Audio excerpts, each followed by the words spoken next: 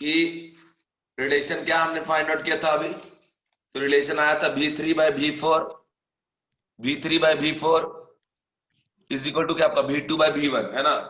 यहाँ पे क्या लिख देंगे, V3/V4 is equal to V2/V1, ये रिलेशन आया था।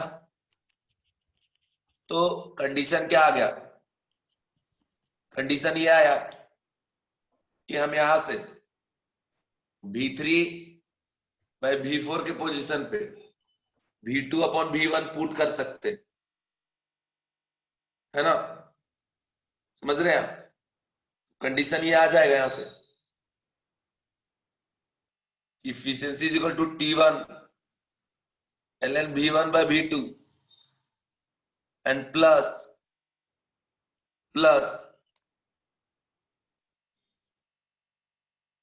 ln V2/V1, और यहाँ पे T2 अपॉन T1 इंटू, और साथ में 100 मल्टीप्लाइड है, इंटू 100, और यहाँ पे T1 के साथ ln V2/V1।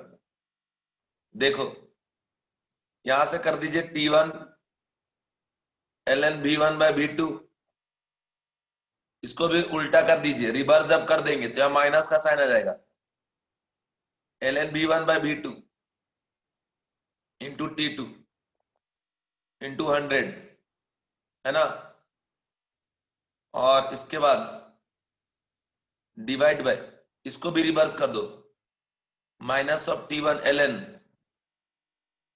V1/V2, ये जो ln V1/V2 आगे कैंसिल आउट हो गया, यहां से माइनस बाहर निकाल लिए तो आ गया T1 minus T2 upon T1 into क्या 100। और आपको पता है ना, इफिशिएंसी में मॉड लगा हुआ है, इस माइनस को गायब भी कर देंगे कोई फर्क पड़ने वाला नहीं है।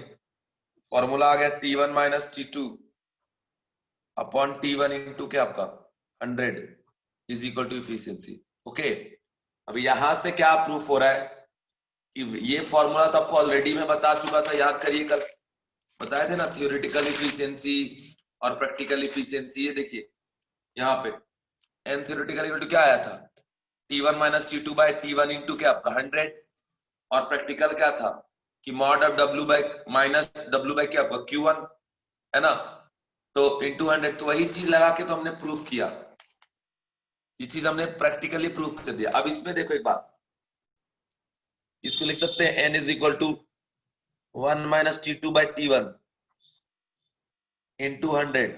अब एक बात बताइए कि इफिशियंसी जो है 100% कब होगा, इफिशियंसी 100% कब होगा, जब if T2 greater T2 is equal to क्या हो 0, T2 इज इक्वल टू क्या हो 0 केल्विन, मतलब T2 की वैल्यू अगर 0 हो गई 0, देन इस केस में हम ये कह पाएंगे कि इफिशियंसी 100% होगा।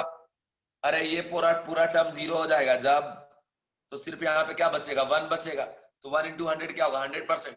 तो इफिशियंसी 100% होने के लिए T2 को 0 होना पड़ेगा, और प्रैक्टिकली 0 केल्विन पे जाके सिंक रहे ये पॉसिबल ही नहीं है। 0 केल्विन बहुत लो टेम्परेचर होता है, उतना नीचे जाके कोई रिएक्शन या कोई प्रोसेस हम नहीं करवा सकते। तो ये T2 0 केल्विन हो ये पॉसिबल ही नहीं है, ठीक है, T2 0 केल्विन हो ये पॉसिबल ही नहीं है। अगर ये पॉसिबल नहीं है तो भैया इफिशियंसी भी 100% हो ऐसा पॉसिबल नहीं है। दूसरी बात कि अगर T1 का वैल्यू कर देंगे tends to infinity, some constant by infinity क्या होगा 0, तो आ जाएगा 100 इंटू 100, तो ये भी इंफिनिटी, ये भी पॉसिबल नहीं है। टेम्परेचर बढ़ाओगे कि स्पेसिफिक अमाउंट में, इंफिनिटी पे करवाओगे रिएक्शन, पॉसिबल ही नहीं है। ओके, इसलिए एफिशिएंसी 100% नहीं हो सकता। अब यहाँ पे कुछ पॉइंट आ गए, इसी से रिलेटेड ये बातें लिखेंगे, है ना, इसमें लिखिएगा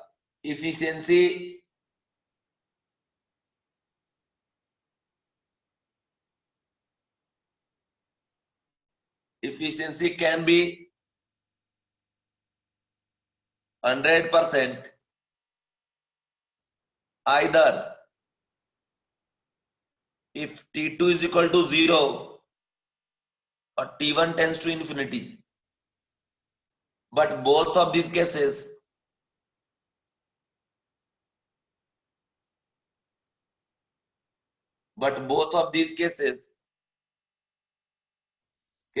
are not possible.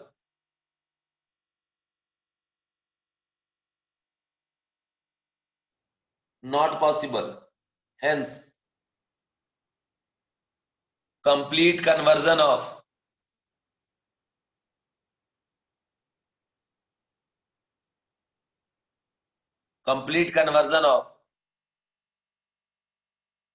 heat into work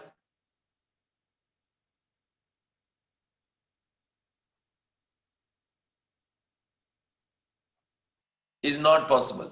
ठीक ना? Complete conversion of heat into work is not possible. दूसरा पॉइंट में लिखेंगे among all cyclic process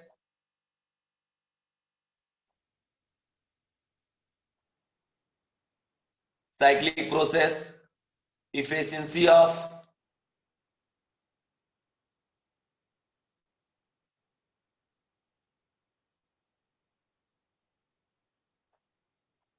reversible cyclic process is maximum.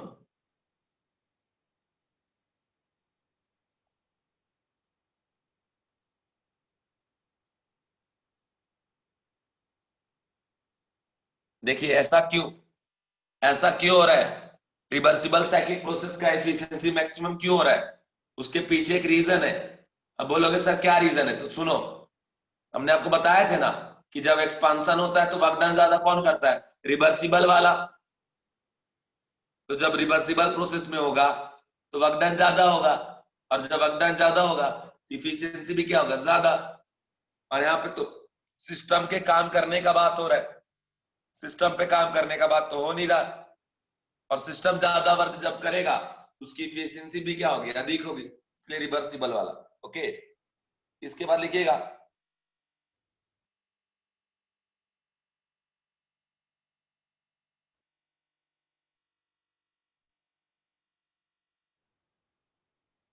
efficiency of engine is independent from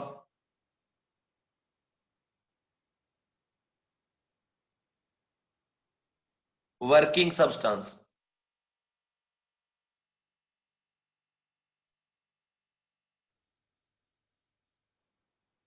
efficiency में T1 और T2 आया, सिर्फ involve हो गया, फाइनली सब कैंसिल आउट हो गया. आपने देखा सब्सटेंस का कोई नाम भी वहां नहीं है, इसी वजह से. efficiency of engine is independent from working substance. Independent from working substance.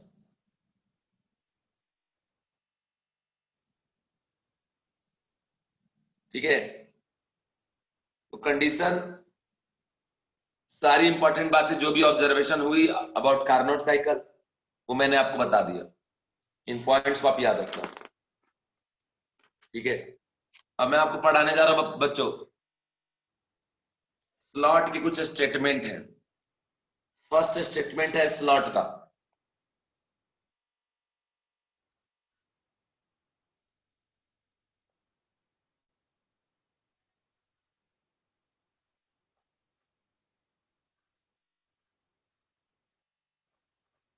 First statement of slot, first statement of second law of thermodynamic. Okay, ये मैं आपको बताने जा रहा हूं. अब देखो जरा कंडीशन इसमें क्या है. इसमें कंडीशन ये है कि given by kelvin Planck.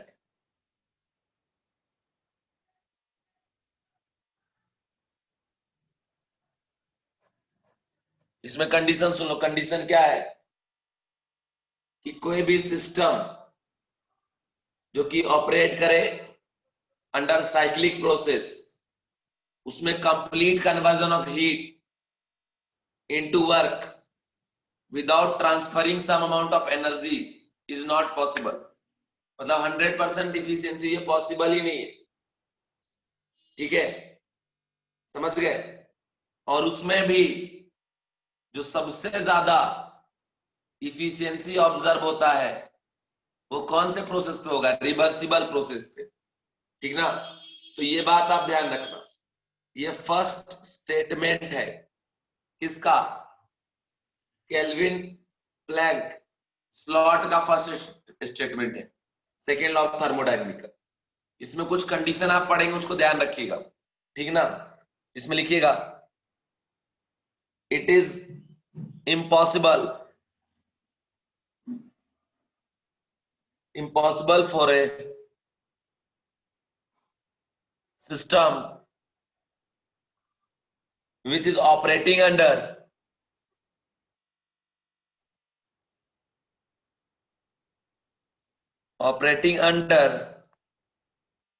cyclic process,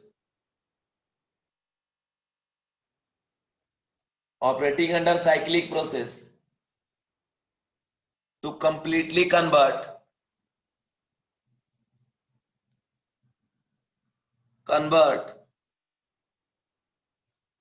heat into work without transferring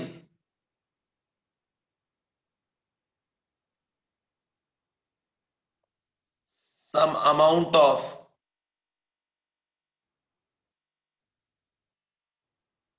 heat from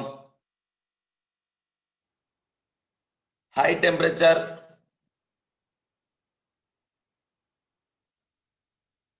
body to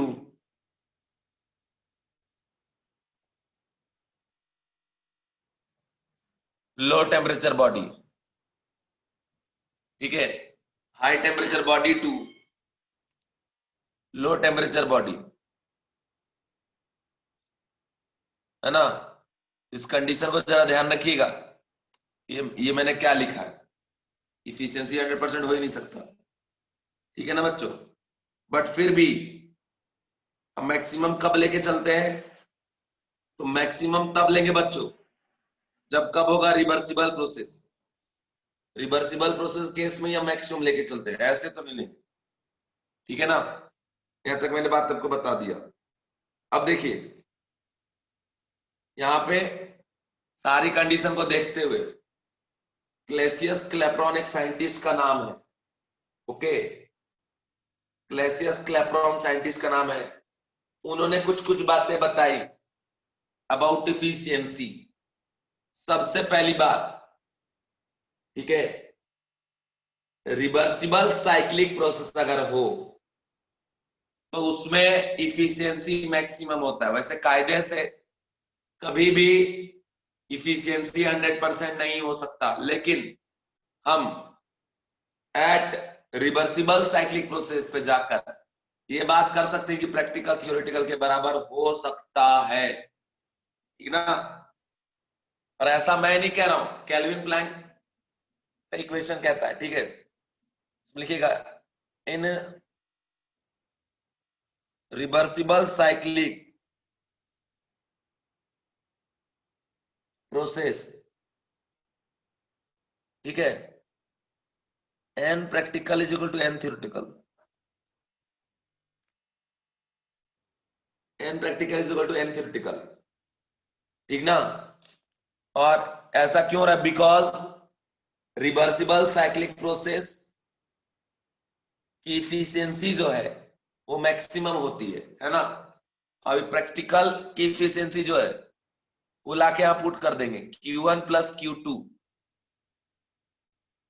divide by Q1 is equal to T1 minus T2 divide by T1।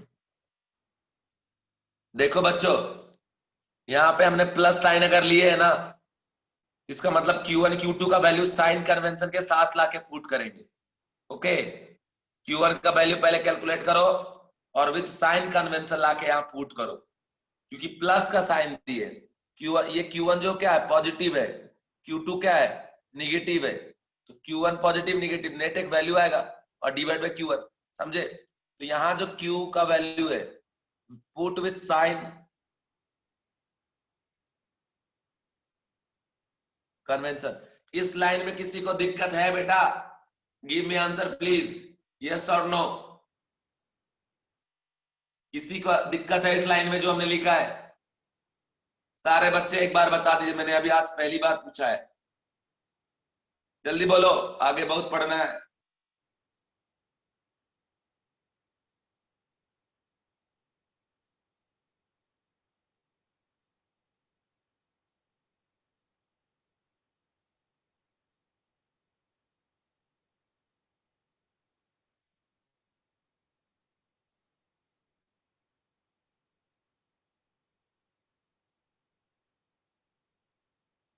सारे बच्चे बताइए, और जिनका मैसेज नहीं, सारे बच्चे करो यार मैसेज।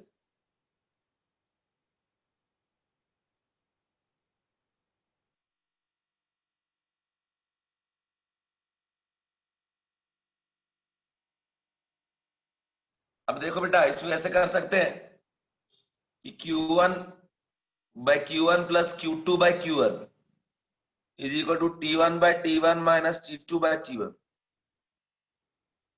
क्या आ गया? 1 plus Q2 by Q1 is equal to 1 minus T2 by T1। ये 1 कैंसिल आउट हो गया।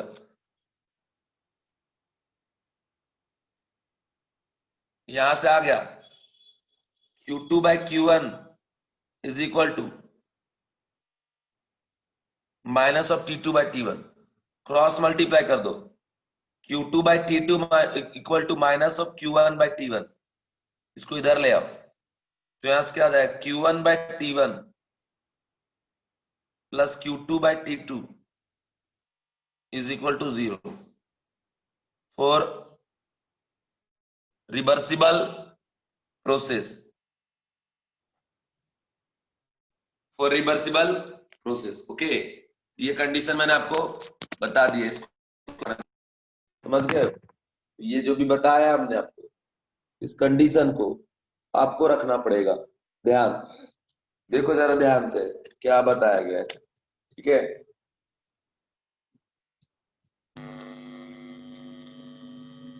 किसी को दिक्कत तो नहीं है इसमें? यहां से हमने प्रूव कर दिया क्या कि Q1 by T1 plus Q2 by T2 is equal to 0, है ना बच्चों? और यहां से हम ऐसे इसको लिख सकते हैं, cyclic integration of dq reversible by t is equal to 0, ठीक ना? Cyclic integration of dq reversible by t is equal to 0 for what? Reversible process, ठीक है?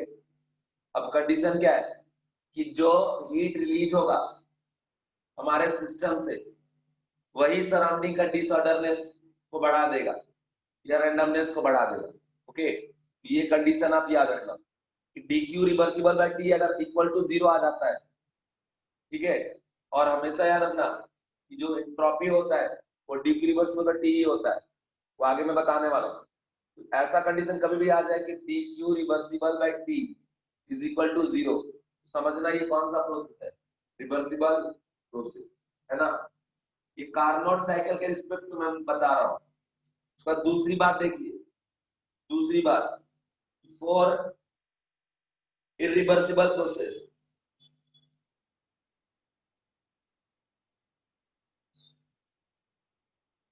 इरिवर्सिबल प्रोसेस, इरिवर्सिबल प्रोसेस में क्या होता है? एन इरिवर्सिबल लेस देन, ठीक है, एन ऑफ रिवर्सिबल। इरिवर्सिबल में वर्क डन कम होगा कंपेयर टू रिवर्सिबल, एफिशिएंसी भी कम होगा। क्या देख सकते हैं कि Q1 plus Q2 by Q1 less than T2 minus T1 minus T2 by T1। अब इस इक्वालिटी को वापस उस तरीके से सॉल्व करेंगे, सॉल्व करने पे वैल्यू आ जाएगा यहाँ पे 1 plus Q2 by Q1 less than 1 minus T2 by T1, ठीक है ना? ये कंडीशन आ जाएगा, फिर यहाँ से ये कैंसिल आउट हो जाएगा और ये हो जाएगा Q2 by T2 less than minus of Q1 by T1 इसको इधर लेके आ जाओ। क्या कंडीशन आ गया? Q1 by T1 Q1 by T1 और plus Q2 by T2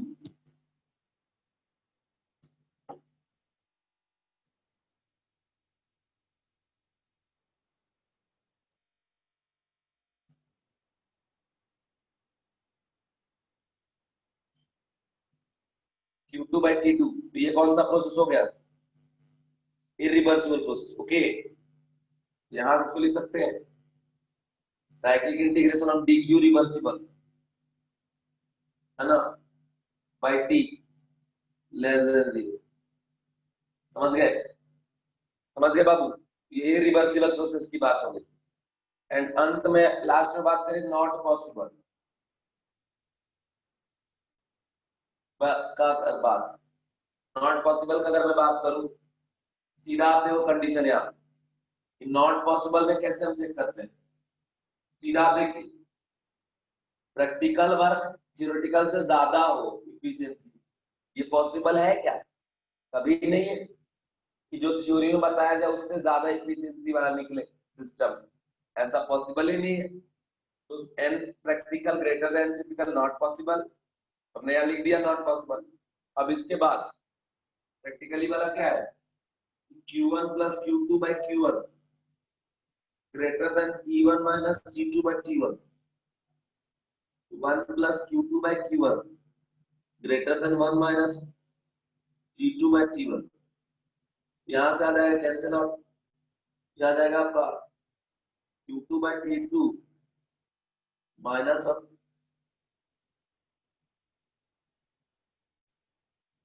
Q1 by T1, इधर लाएंगे तो जाएगा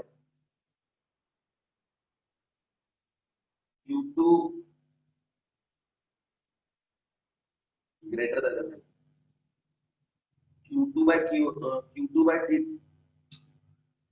Q1 by T1 plus Q2 by T2 greater than 0 is not possible। Okay, understand? तो ये कंडीशन है। अब देखिए यहां पे लिख देंगे सीधा dq by t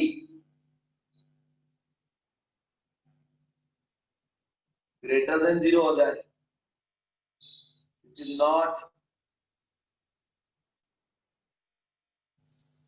पॉसिबल। ठीक है बच्चों, तो याद रखना, यहां से एक साथ अगर सारी चीजें लिख दे, ये बात याद रखिएगा, Carnot cycle Q1 by T1 plus Q2 by T2 is equal to 0। तो reversible process Q1 by T1 plus Q2 by T2 less than 0, ये हो गया इरिवर्सिबल प्रोसेस। अगर Q1 by T1 plus Q2 by T2 greater than 0, not possible. ठीक है, जिसमें याद रखना Q1 क्या है? हीट एब्जॉर्ब, Q2 क्या है? हीट रिलीज, T1 क्या है? हाई टेम्परेचर बॉडी, T2 क्या है? लो टेम्परेचर बॉडी। ओके, ये सारी बातें मैंने आपको बता दी।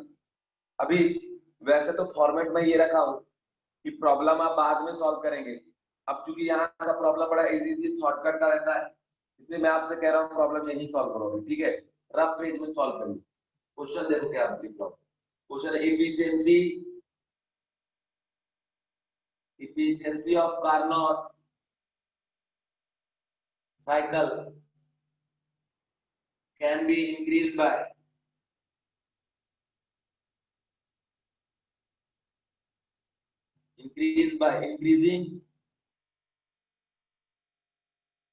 increasing temperature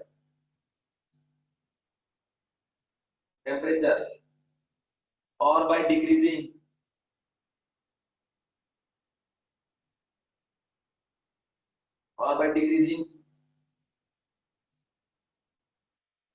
temperature of sink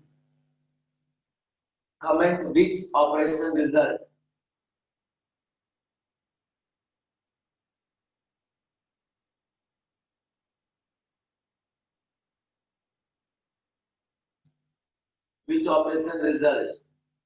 in greater efficiency.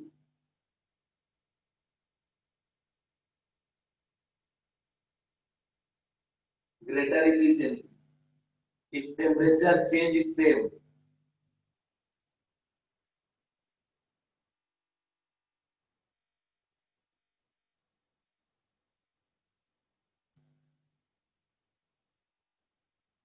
In both case,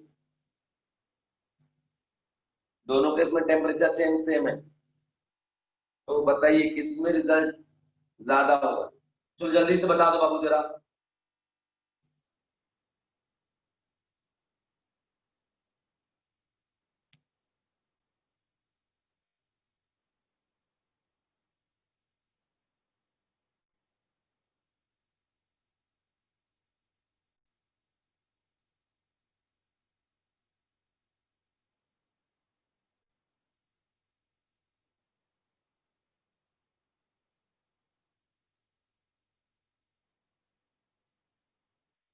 ये क्वेश्चन पहले भी सॉल्व कर रखे हो क्या यार, ये वाला जो भी पार्ट?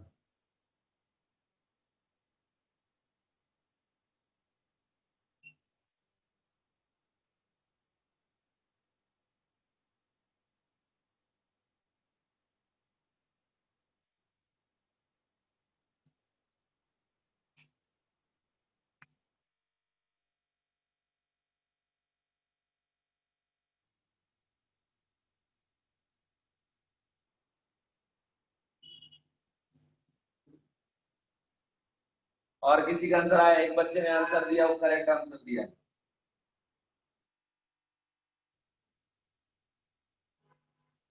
बहुत बढ़िया बाबू, प्रॉब्लम अच्छा है। अच्छा, ये प्रॉब्लम तुम पहले भी सॉल्व कर रखे हो क्या? जिसने सॉल्व किया मैं पूछ रहा हूँ।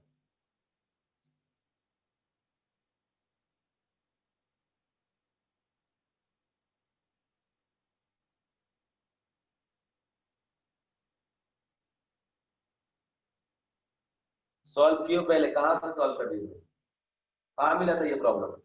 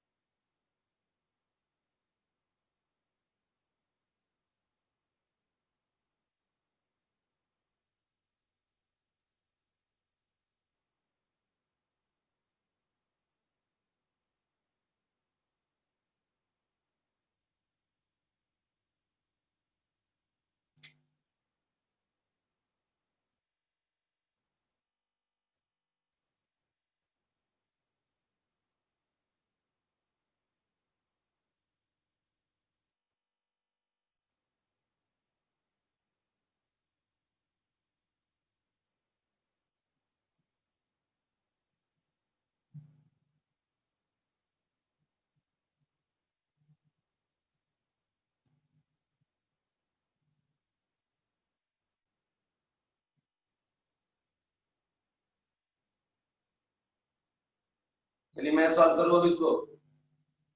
मैं कर देता, देखिए कैसे सॉल्व कर। बड़ा efficiency of Carnot can increase by temperature or by decreasing temperature of zinc. Comment which operation result in greater efficiency if temperature change both in case same. ठीक है, तो मान लो इफिशिएंसी की बात करें क्या आ रहा है? T1 माइनस T2 बाय क्या आता है? T1 ये सोर्स का टेम्परेचर, ये सिंक का टेम्परेचर है, डेल्टा टी से इंक्रीज हो रहा है, ठीक है ना, सोर्स में। यहाँ लिख दिए T1 plus delta T and minus of T2 divide by T1 plus delta T. ठीक है, first case delta T temperature increased in sink क्या करें, सॉरी डिक्रीज, डिक्रीज, तो T1 minus T2 minus of delta T और by T1, और जब इसको open करिएगा क्या आ जाएगा, T1 माइनस T2 और प्लस डेल्टा टी और डिवाइड बाय क्या आपका T1, ये इधर आ जाएगा तो T1 plus delta T minus of T2 by क्या आपका T1।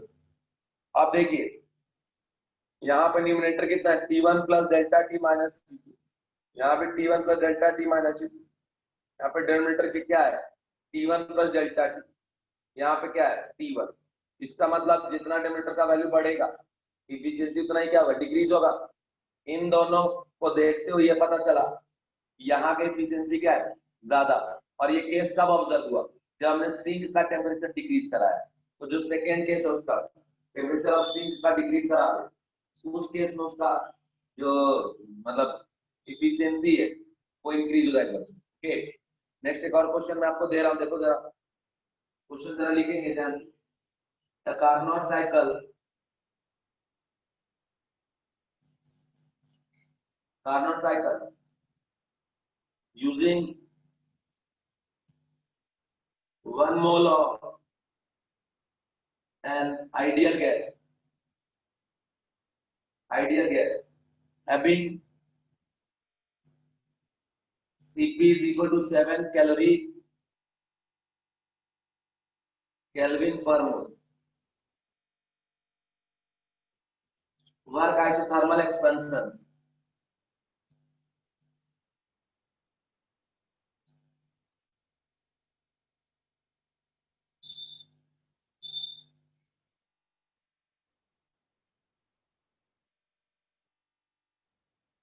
Work under isothermal expansion in 900 is 900 calorie at 900 Kelvin. First, what will be the work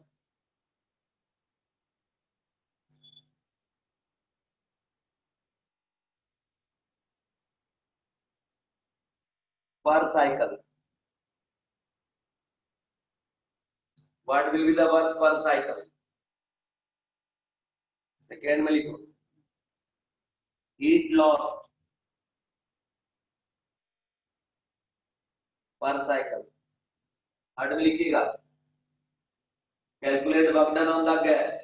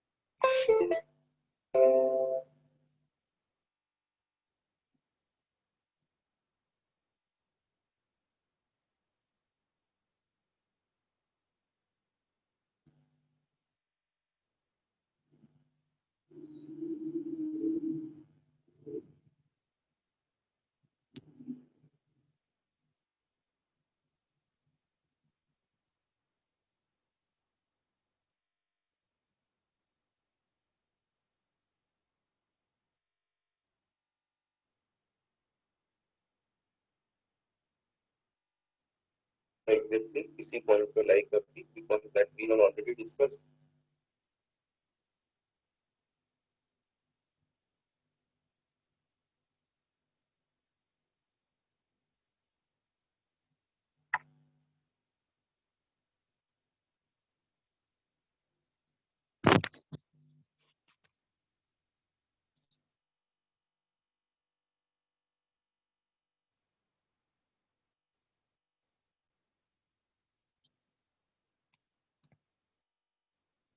answer आ जाए तो बता देना जल्दी से।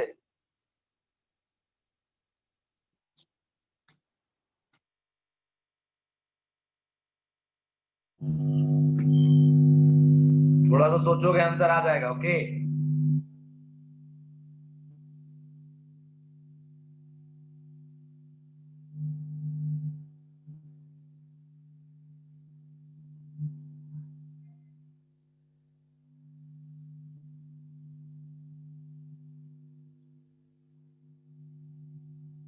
थोड़ा सोचना है बस।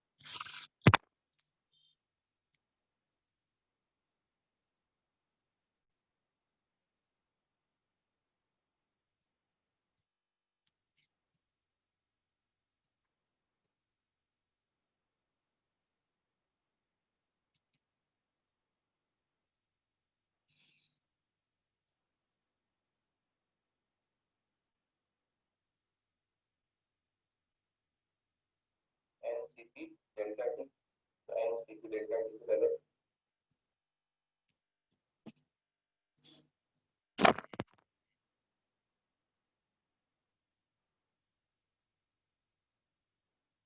7 है, 7 कैलोरी, 7 कैलोरी, 7 कैलोरी।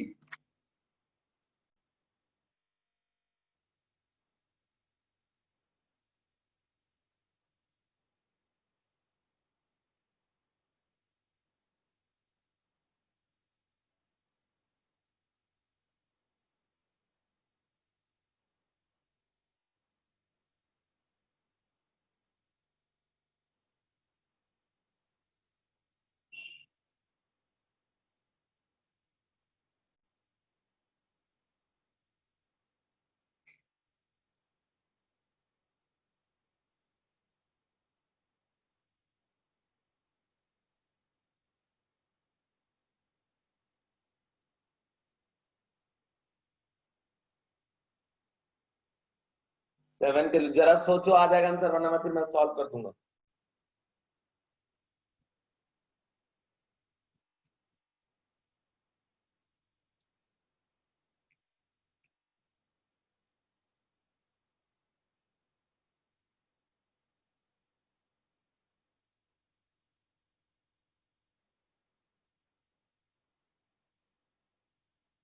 लास्ट पूरा रिपीट कर दे रहा हूं। Carnot cycle using 1 mole of an ideal gas having Cp is equal to 7 calorie per Kelvin per mole. Work under isothermal expansion is 900 calorie at 900 Kelvin. What will be the work per cycle? Heat lost per cycle. Calculate work done on the gas and increase in enthalpy during adiabatic compression.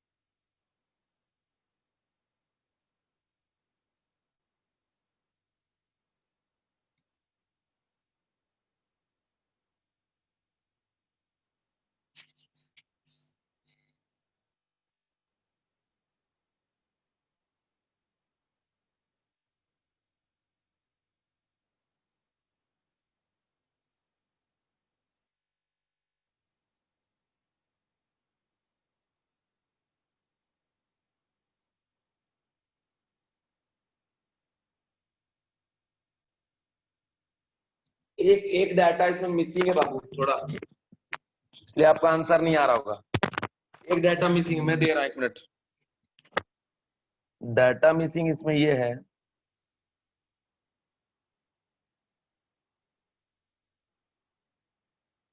Work between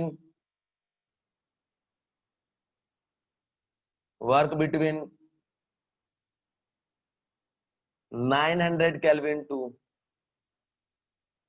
300 kelvin, ये missing था यार। A Carnot cycle using 1 mole of an ideal gas having Cp is equal to 7 calorie per Kelvin per mole, work between 900 Kelvin to 300 Kelvin, ठीक है। इसके बाद है work done in,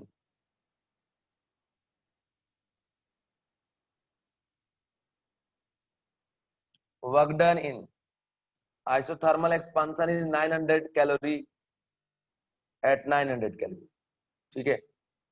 देखो इसको कैसे सॉल्व करेंगे, एक बार आप ट्राई करो जल्दी से। ये मिसिंग था प्रॉब्लम में, क्योंकि कार्नोट साइकिल का नाम लिया ना, मैं वापस भी क्वेश्चन पढ़ा तो मेरे दिमाग में आया कि कार्नोट साइकिल में तो एडियाबेटिक प्रोसेस भी होता है ना। तो Carnot cycle using 1 mole of an ideal gas having Cp equal to this, work between 900 Kelvin to 300 Kelvin, okay, and work done in isothermal expansion is 900 calorie at 900 Kelvin. What will be the work per cycle? Work पर cycle निकालना है तो उसके लिए आपको efficiency निकालना पड़ेगा, फिर प्रॉब्लम सॉल्व हो जाएगा। जैसे अगर मैं फर्स्ट वाले प्रॉब्लम का सॉल्यूशन निकालूं, ठीक है, तो क्या करेंगे, इफिशियंसी करेंगे ना, 1 माइनस T2/T1, तो 1 माइनस T2 कितना दे रखा है, 300, ठीक है ना, और T1 कितना है, 900, 1 माइनस 1/3, इधर से कितना आ जाएगा, 3 माइनस 1, तो ये आ जाएगा आपका 2/3, ठीक है। इंटू 100 भी कर दो, इंटू 100 और इंटू क्या आपका 100, तो ये आ गया यहाँ से इफिशियंसी। और अब इफिशियंसी का दूसरा फॉर्मूला लगा दो कि minus of mod W divide by T1 into 100, okay. ये जो इफिशियंसी आया उसको लाके यहाँ पुट कर दीजिए, 2/3 into 100 is equal to minus of mod W by 900 into 100, 100 cancel out हो गया, 2/3 इंटू कितना 900 equal to minus of mod W, 200 3 जा नहीं 300 3 जा 300 2 जा कितना हो गया 600 कैलोरी। ये आ गया आपका बगडन। समझ गए बच्चों, समझ गए कैसे आया, समझ में आया, गिव मी आंसर प्लीज। समझ गए बच्चों,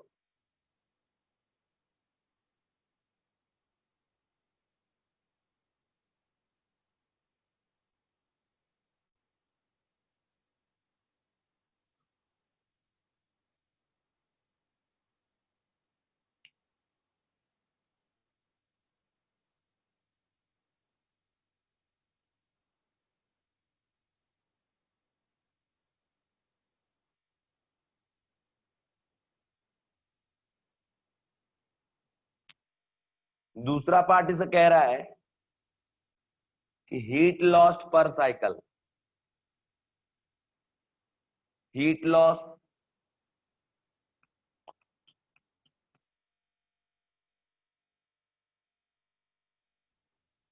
हीट लॉस्ट पर साइकिल,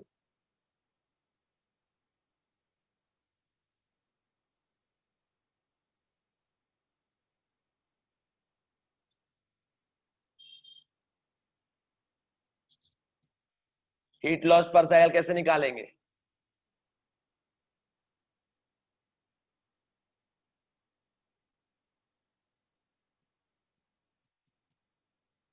निकाल दूं मैं, तो दूसरा पार्ट याद करिए बच्चों, ये हमारा कार्नोट साइकिल था, आइसोथर्मल एक्सपांशन, आइसोथर्मल कॉम्प्रेशन, है ना, एडियाबेटिक, और ये भी एडियाबेटिक। देखिए यहां से हीट आता था, यहां से हीट जाता था, और आते वक्त ये जो एक्सपांशन था वर्क भी होता था। ध्यान ये रखना है कि जो हीट में मैग्नीट्यूड था इस आइसोथर्मल एक्सपांशन में, वही मैग्नीट्यूड वर्क डन में भी था। क्या याद आया? अरे जब हम लोग निकाले थे Q A B is equal to work done, क्या आपका ए बी मॉड अगर लगा दो तो मैग्नीट्यूड वाइज दोनों क्या था? सेम। मतलब जो यहां से हीट आ रहा होगा, तो जितना आइसोथर्मल एक्सपांशन में उसने वर्क किया है 900 calorie, work done isothermal expansion कितना? 900 कैलोरी।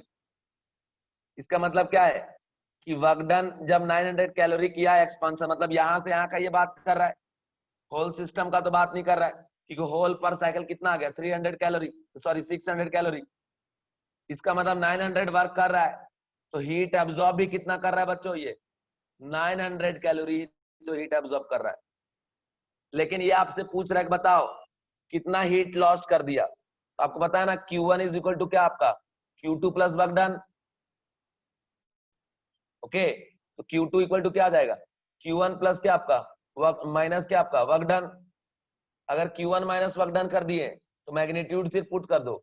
Q1 का वैल्यू कितना? 900, और W का वैल्यू कितना? 600, तो कितना आ गया? 300 कैलोरी। मतलब Q2 का वैल्यू कितना आ गया? 300। क्या समझ में आया आपको? समझ में आया ये प्रॉब्लम कैसे सॉल्व हुआ? सो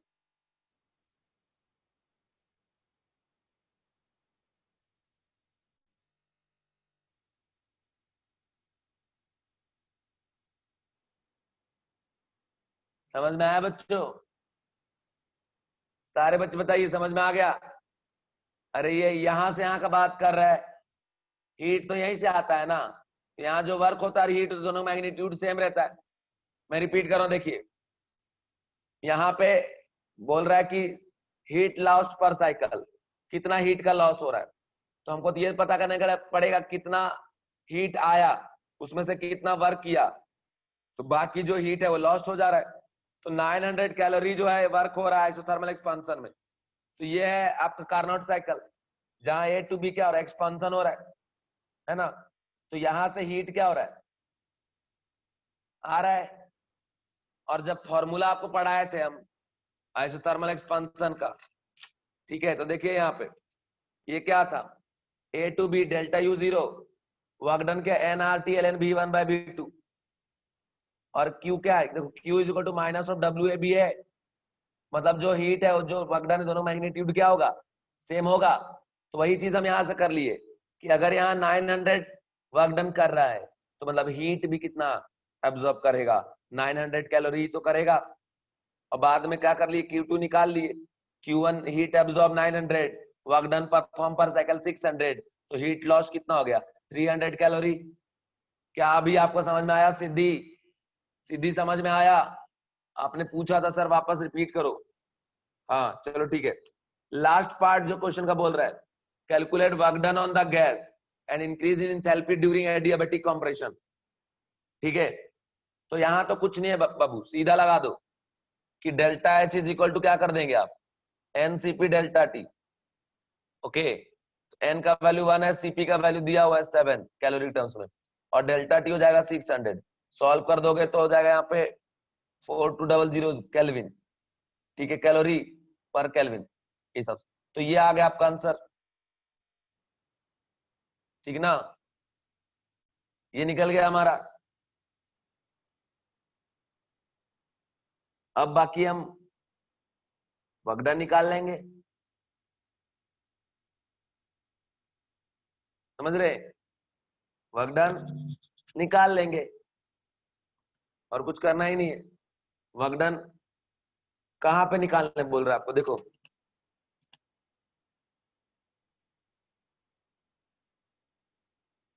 ड्यूरिंग एडियाबेटिक कॉम्प्रेशन, तो मतलब यहां से यहां जब जा रहे हैं ना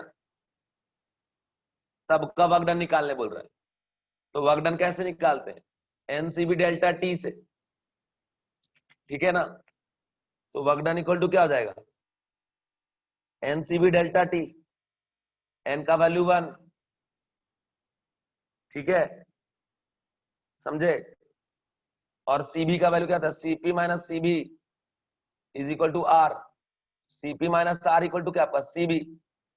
सीपी का वैल्यू 7 दिया है और आर का वैल्यू तो 2 कैलोरी होता है, तो क्या हो जाएगा? 5। तो 5 पुट कर देंगे और डेल्टा टी कितना? 600, ठीक ना, समझ गए। क्योंकि जब ये यहां से यहां जाएगा तो यहाँ का T2 कितना है वो तो आ चुका है हमारे पास, और ये T1 यहाँ का हमको पता है हीटिंग होता है, समझ रहे हो। 900 पे और ये क्या है 300 पे, इनके बीच का गैप क्या है 600। यहाँ पे 600 पुट करने कितना हो जाएगा 3000, ठीक है। कैलोरी में आ गया आंसर, वर्क डन। तो इस तरीके से हम लोगों ने प्रॉब्लम को सॉल्व किया बच्चों। बहुत ही ज्यादा इंपॉर्टेंट प्रॉब्लम था, डाटा मिसिंग था थोड़ा सा, इसलिए आपको स्टार्टिंग में दिक्कत गया होगा, ठीक है ना। बट बाद में कोई प्रॉब्लम आपको नहीं जाना चाहिए, ठीक है। तो ये कंडीशन है, इस कंडीशन के हिसाब से जो भी प्रॉब्लम मैंने आपको बताया इसको आप सॉल्व करने का काम करिएगा। एक और क्वेश्चन दे रहा हूं, एकदम इजी क्वेश्चन है, फटाफट सॉल्व करो। बोल रहा है a Carnot cycle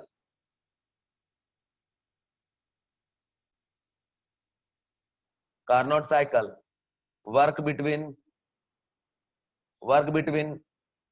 900 Kelvin to 300 Kelvin if heat supplied to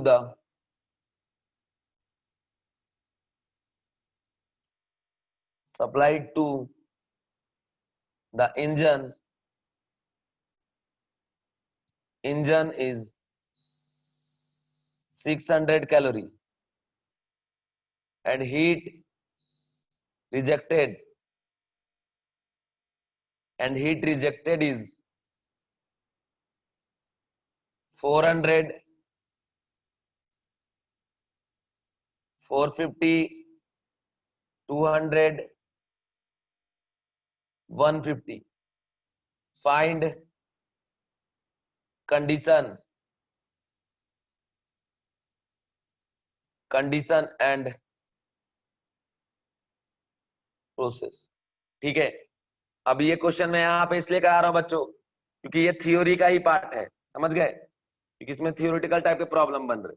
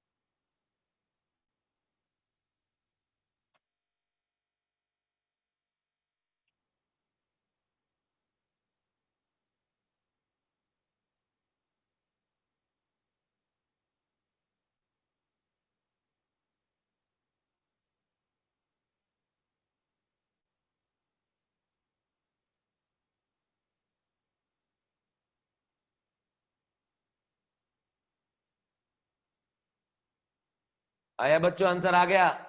इसमें तो इतना टाइम नहीं लगना चाहिए यार।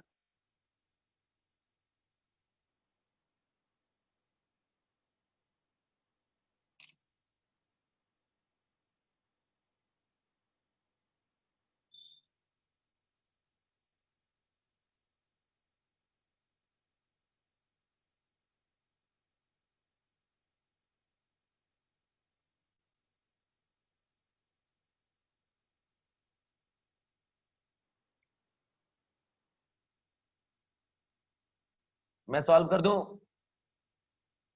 मैं सॉल्व करूं बाबू? देखो टाइम बहुत कम है यार, इसीलिए क्वेश्चन हम अलग से करवाते हैं। देखो टाइम बहुत लगता है ना।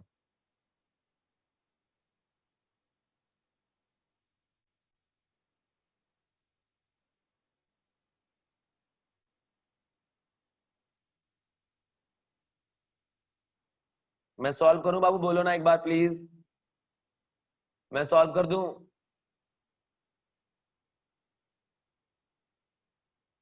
एक भी बच्चा अगर यस लिखा ना तो मैं कर दूंगा, बोलो ना यार। हाँ सर। हाँ ठीक है। देखो देखो अब करते हैं। Carnot cycle work between 900 kelvin to 300 kelvin, ठीक ना? तो मतलब T1 कितना हो गया? 900 केल्विन। और T2 कितना हो गया? 300 केल्विन, ठीक है। अब बोला heat supply to the engine, engine को हीट सप्लाई करे तो Q1 होगा कितना? 600 कैलोरी। बोल रहा है हीट रिजेक्टेड इज, पहले है Q2 इज इक्वल टू कितना? 400।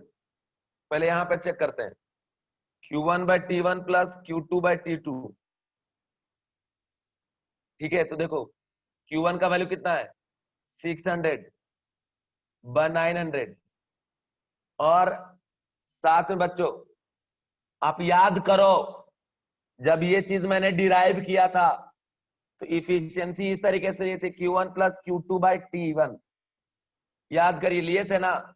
और यहां पे मैंने क्या बताया था कि जब भी यहाँ Q2 का वैल्यू सब्स्टिट्यूट करोगे तो विथ साइन कन्वेंशन पुट करना पड़ेगा my dear student, because Q1 positive Q2 negative, अगर सिर्फ मैग्नीट्यूड पुट कर देते तो ऐड हो जाता, लेकिन अगर साइन के साथ पुट करेंगे तो रियल वैल्यू जो वर्क डन करना चाहिए वही आएगा। मतलब अगर यहाँ पे वैल्यू पुट करेंगे आप तो विथ साइन कन्वेंशन। अब हीट रिजेक्टेड दैट इज क्या आपका -400, और डिवाइड बाय T2 कितना है बच्चों? 300। इसको सॉल्व करेंगे, 0 0 कल्याण, 0 0 कल्याण, यहां से आ गया 3 3 जा, और इधर से आ गया 2 3 जा, तो 2/3 और -4/3। जब इसको सॉल्व करिएगा आप, ये वैल्यू क्या आ जाएगा? Less than 0। ओके। और अब कंडीशन याद करिए, यहां देखो पढ़ा है जो आपको हम, कि जब भी लेस देन 0 आ जाए ये कंडीशन, तो उसको हम लोग क्या, कौन सा प्रोसेस बोलते हैं? Irreversible process. ये क्या हो गया आपका? Irreversible process. देखिए जो पढ़ते वक्त थ्योरी बताते हैं ना, उस पे एकदम अडिग रहिएगा, आंसर लाने के लिए कुछ भी करने की जरूरत नहीं है। थ्योरी आपको अच्छे से आती है, प्रॉब्लम ऐसे ऐसे चुटकियों में बनेगा, ऐसे ऐसे, ठीक है। नहीं थ्योरी आता है, प्रॉब्लम नहीं बनेगा। अब इसमें जैसे आप देखिए Q1 प्लस Q2/T1, कॉन्फिडेंट के साथ आपको पता होना चाहिए कि नहीं भैया, जब प्रॉब्लम सॉल्व करेंगे ना तो यहाँ पे Q1 का वैल्यू पॉजिटिव होगा और Q2 क्या होगा? निगेटिव होगा। अंडरस्टैंड? तो अगर Q2 निगेटिव है तो निगेटिव साइन के साथ पुट करेंगे, क्योंकि सर ने बोला था विथ साइन कन्वेंशन यहाँ पुट करना। वही अगर हम Q1 माइनस Q2 लिखे होते तो सिर्फ मैग्नीट्यूड रखते, ठीक ना। तो कंडीशन देखिए, ये आ गया सेकेंड कंडीशन में, Q2 का जो वैल्यू दे रखा है वो कितना दे रखा है? 450। 450 यहां रख दिए हम। 450 अगर रखेंगे तो फिर से वही चीज, Q1/T1 प्लस Q2/T2। अब अगर इसका वैल्यू चेक करेंगे तो 900/600 और प्लस माइनस ऑफ 450 बाय आपका 300। सॉल्व करोगे 2/3 और माइनस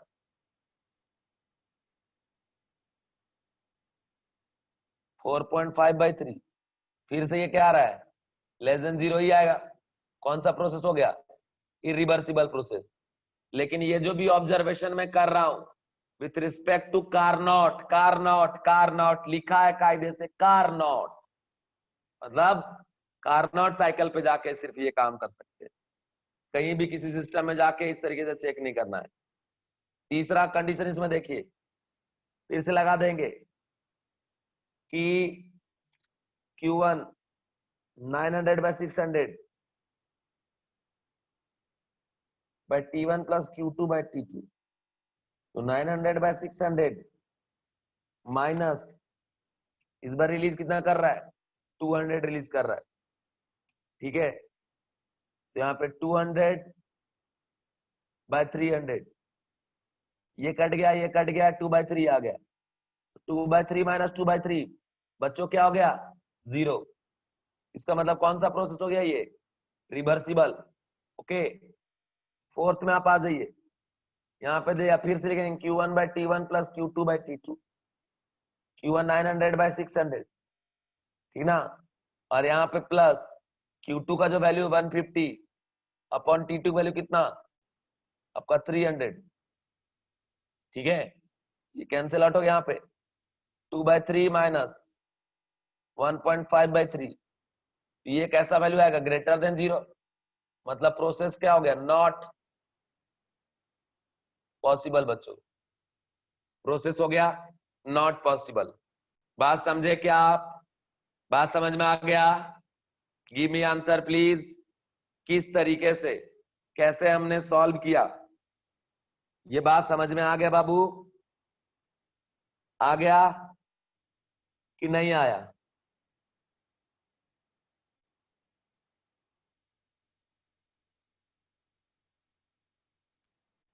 सभी को आ गया? बट ये जो भी कंडीशन हमने ऑब्जर्व करा है ना, ये किसके लिए करा है? किसके लिए करा है? फॉर, बताओ, फॉर कार्नोट साइकिल, ठीक ना। चलिए अब मैं आगे बढ़ता हूं, आगे बढ़ता हूं, और अब मैं आता हूं एंट्रोपी पे वापस से। तो बच्चों एंट्रोपी जो है वो इंट्रोड्यूस किया गया था for in for determination of what? Degree of randomness, या फिर इसको क्या बोलेंगे? डिसऑर्डरनेस, ठीक है। तो कंडीशन ये है कि अगर हमें किसी का बताना है कि कौन सा प्रोसेस स्पॉन्टेनियस है, कौन नॉन स्पॉन्टेनियस है, इसके लिए बच्चों हम लोग हेल्प लेते हैं किसका? एंट्रोपी का, है ना।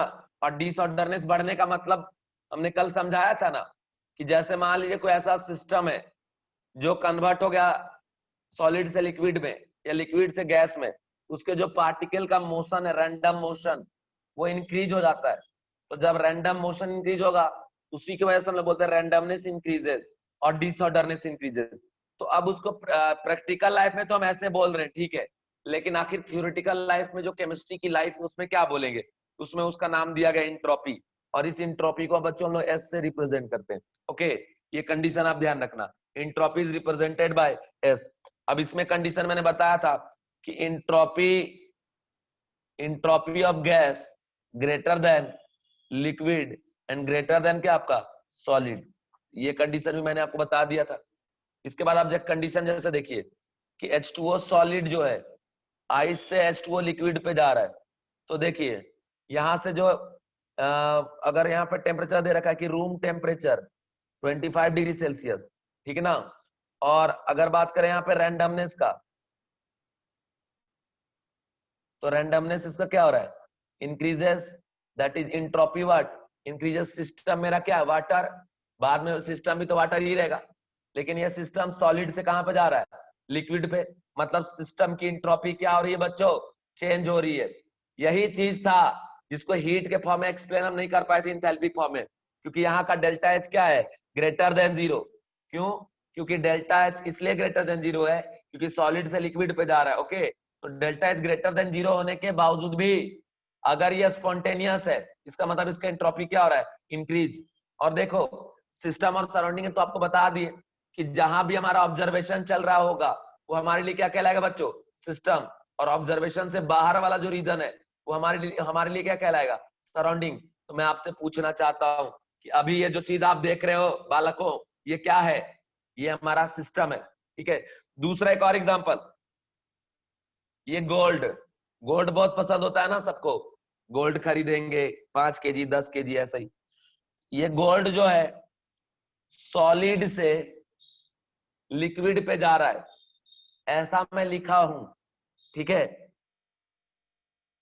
एंट्रोपी तो इंक्रीज हो जाएगा अगर सॉलिड से लिक्विड पे जाएगा तो, लेकिन ये जो प्रोसेस है वो कैसा है आपका, नॉन स्पॉन्टेनियस। ये कैसा है, स्पॉन्टेनियस। क्योंकि बच्चों यहां टेम्परेचर हमने क्या रखा है, 25 डिग्री सेल्सियस। 25 डिग्री सेल्सियस पे वाटर सॉलिड से लिक्विड पे तो जा सकता है, लेकिन गोल्ड सॉलिड से लिक्विड पे नहीं जा सकता। क्या रूम टेम्परेचर पे जो आपके घर में गोल्ड का ज्वेलरी है वो पिघल जाता है क्या? बोलो, आंसर दो एक बार सब लोग, यस सर नो आंसर दो हमको जरा। क्या आपके घर में जो गोल्ड है वो 25 डिग्री सेल्सियस में पिघल जाता है क्या, लिक्विड बन जाता है क्या? नहीं बनता है ना, नहीं बनता है।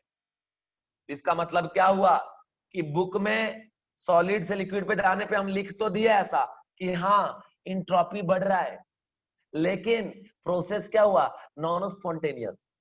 ठीक है, तो यहाँ पे टेम्परेचर हमने क्या रखा है, 25 डिग्री सेल्सियस। तो बच्चों कंडीशन ये यहाँ पे ऑब्जर्व हो रहा है, ये कंडीशन ऑब्जर्व हो रहा है कि अगर आप प्रोसेस की फिजिबिलिटी दैट इज स्पॉन्टेनिटी आप सिर्फ सिस्टम के बेसिस पे चेक करेंगे तो हर बार वो राइट आपको इंफॉर्मेशन नहीं देगा। ओके, यहाँ पे सराउंडिंग में भी साथ ही साथ क्या चल रहा है वो चीज भी आपको मेजर करना पड़ेगा।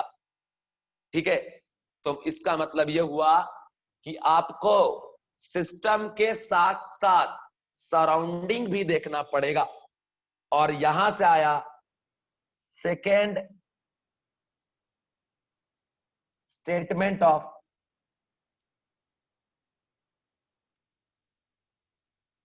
Second law of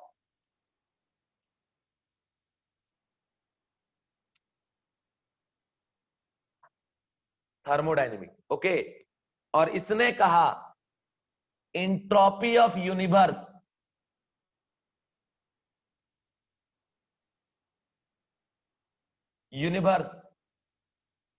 is always